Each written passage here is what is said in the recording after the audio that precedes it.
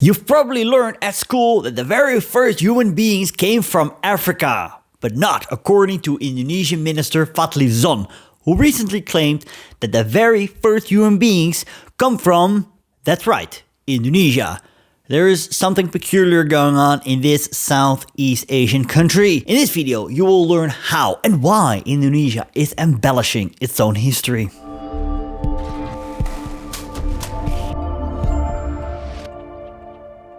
Welcome to Actual History on this channel. We take a look at current events as our starting point, then rewind the clock to uncover the events, the decisions and forces that shape today's reality. Indonesia, a large country in Southeast Asia that consists over 17,000 islands, with the official figure often cited as 17,508, making it the world's largest archipelagic state.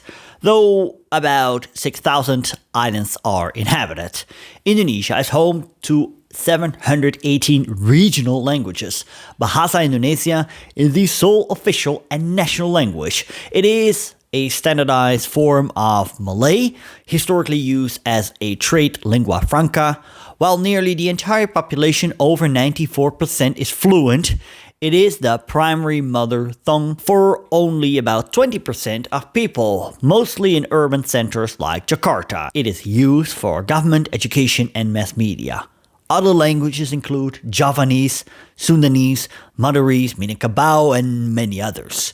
For nearly a millennium, the archipelago was dominated by Indianized kingdoms that adopted Hinduism and Buddhism. From the 13th century, Islam was introduced primarily by Muslim traders from India and the Arabian Peninsula.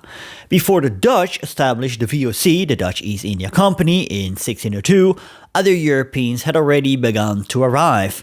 The Portuguese captured Malacca in today's Malaysia in 1511 and established a presence to monopolize the trade of nutmeg and cloths. The Spanish sought control of the Moluccas, an archipelago in the eastern part of Indonesia, leading to early colonial rivalries.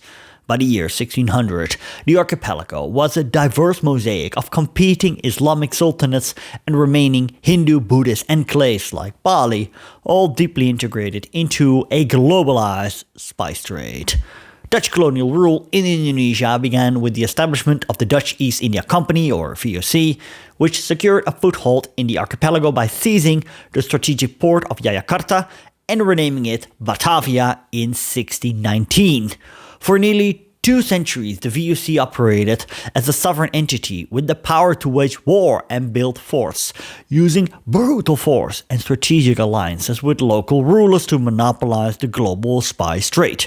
However, systematic corruption and the immense cost of constant territorial conflicts eventually led to the company's bankruptcy and dissolution in 1799, after which its holdings were transferred to the Dutch government.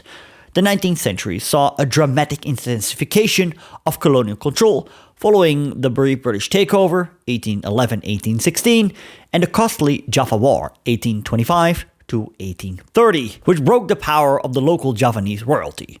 To settle mounting debts, the Dutch implemented the cultivation system Cultuurstelsel in 1830, a policy that compelled indigenous peasants to grow high-value export crops like coffee, sugar, and indigo on their land instead of food. While this system generated enormous wealth for the Netherlands and financed its national industrialization, it caused widespread famine and extreme poverty. Public outcry and a shift toward liberal economic values in Europe eventually led to the abolition of this system by 1870, ushering in a liberal policy where private Dutch corporations took the lead in expanding plantations and extracting natural resources like tobacco, rubber, and oil. By the end of the century, the Dutch had aggressively expanded their military presence to the outer islands, finally consolidating the borders of the modern Indonesian state as they transitioned toward a more paternalistic ethical policy in 1901.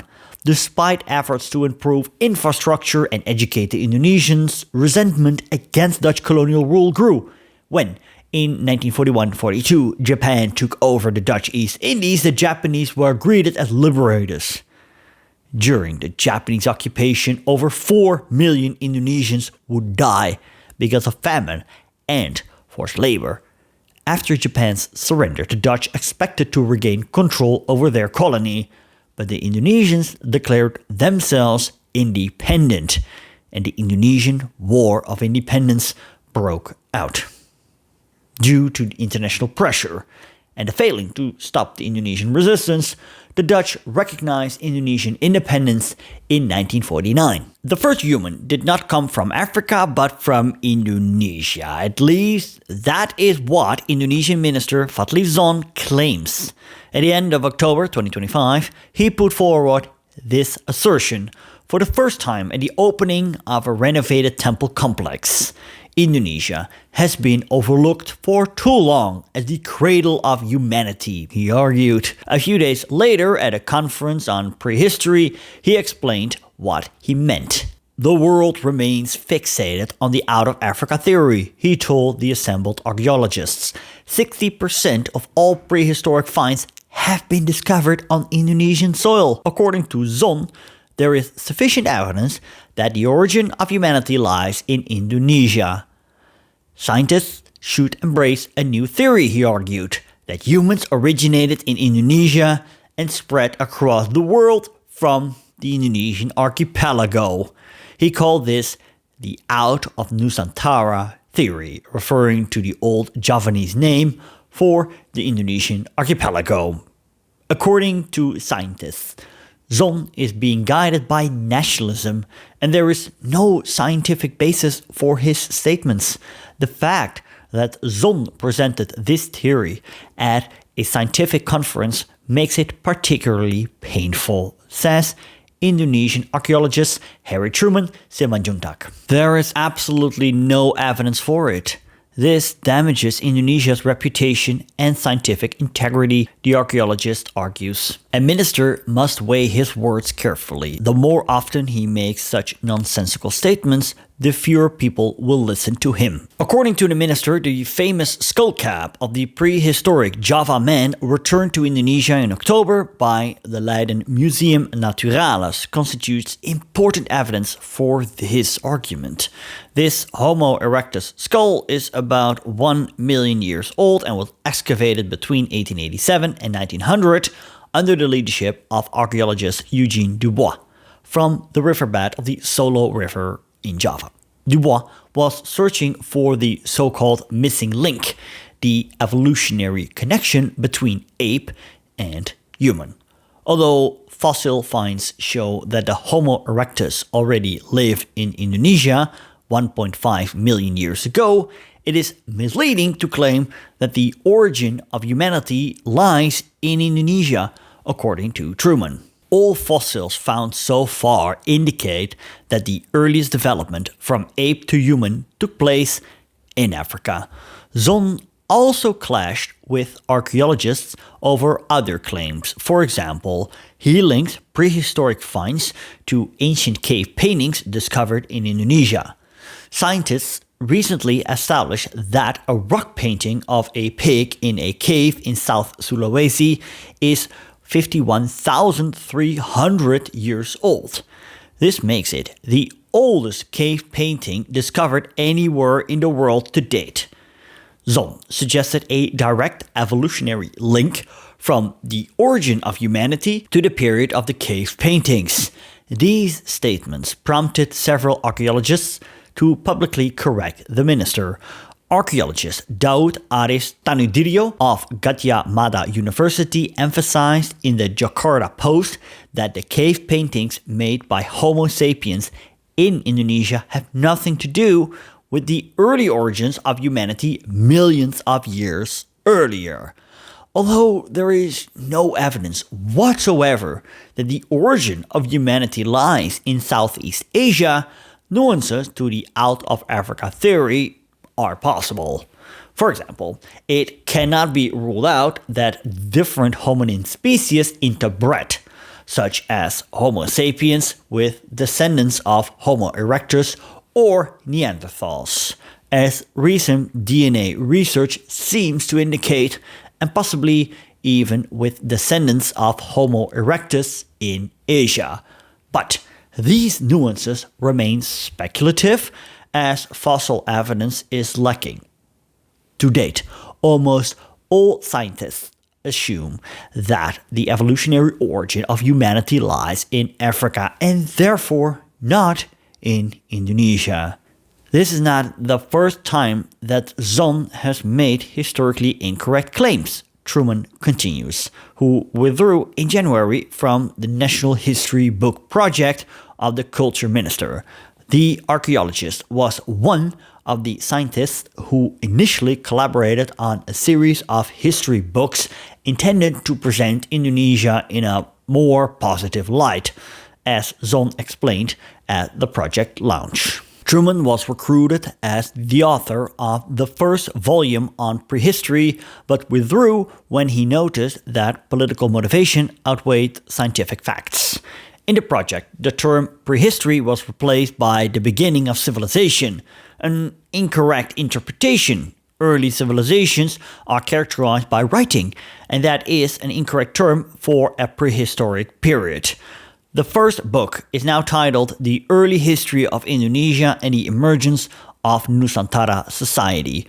According to Truman, this terminology seems driven by the desire to present Indonesia as the cradle of humanity.